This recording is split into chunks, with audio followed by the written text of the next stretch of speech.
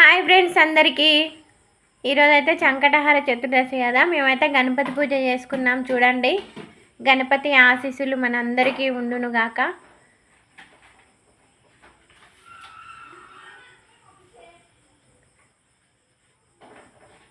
చేసుకునే వాళ్ళు ఉన్నారు, చేసుకునే వాళ్ళు ఉన్నారు. ఈ గణపతి పూజ అయితే ఇది నెలకు ఒక్కసారి వస్తుంది కదా.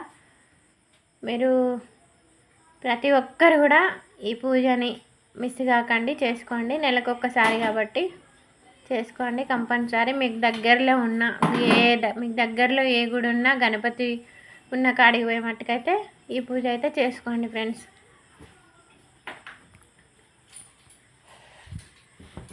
జై గణేష్ మహారాజుకే.